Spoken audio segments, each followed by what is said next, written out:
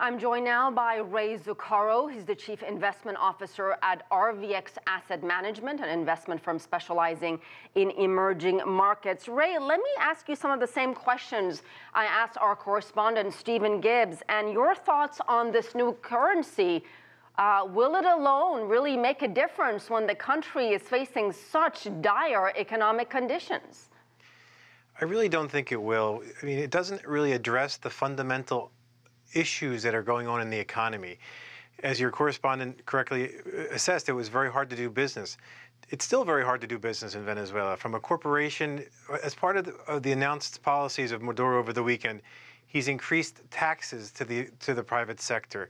He's increased wages 3,000%. It's very hard to do business in Venezuela. And yes, lopping off zeros off the currency makes the transactions somewhat easier, but it doesn't really solve the underlying problems and the underlying economic mismanagement that the Maduro administration is doing in Venezuela. And Stephen mentioned it's not really even making the transactions any easier because fewer zeros is actually causing more confusion because people actually have to do the math in their head to figure out how much money they have. Talk to us about the devaluation of the bolivar and whether that's generating new interest in the cryptocurrency Venezuela has, known as the petro. Right. I mean, you basically saw a 95 or 96% devaluation, and your point earlier, you have to restore faith in the currency. So what they're trying to do is anchor the new currency off of this cryptocurrency that they invented called the petro, to give the perception that there's some type of there's some type of value behind the currency. The problem is no one really understands what the crypto is. Now Venezuela is saying they're linking it to the price of the Venezuelan oil basket.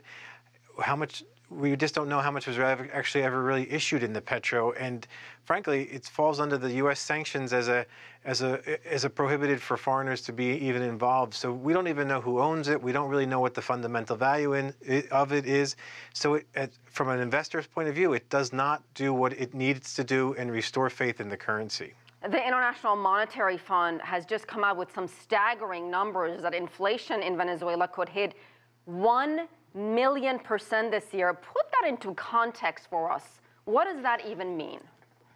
You know, again, at RVX, we look at the globe from emerging markets, and you know, we've seen poor economic policy decisions in Zimbabwe, in Egypt, but the extent of the economic mismanagement in Venezuela are unlike anything we've ever seen in my 22 years.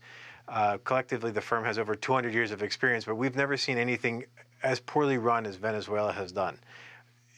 To your point, 1,000,000% inflation. How do you build a house? How do you plan for your children's college? How do you buy food when inflation is all it consumes every day of your waking hour? Of how do you supply food to feed your children? How do you pay for your utilities? It becomes all-encompassing and overwhelming, and you can't actually do any real business. And if you speak to Maduro and his supporters, they've called the recovery package, this new currency, revolutionary. You know, everything that the administration talks about is a revolution, a change of the past. Unfortunately, the Chavismo has been running Venezuela for 18 years, and the Venezuela of 18 years ago versus what it is today, it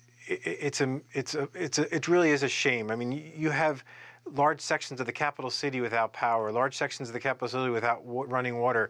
Major cities like Maracaibo go 3 days without power, 3 days without the ability to use a computer, to run air conditioning, to use an elevator. It may be a revolution, but I think the revolution from our perception has really failed for Venezuela. Wow, we'll leave it there. Definitely a tragic situation for people there. Ray Zucaro, thank you.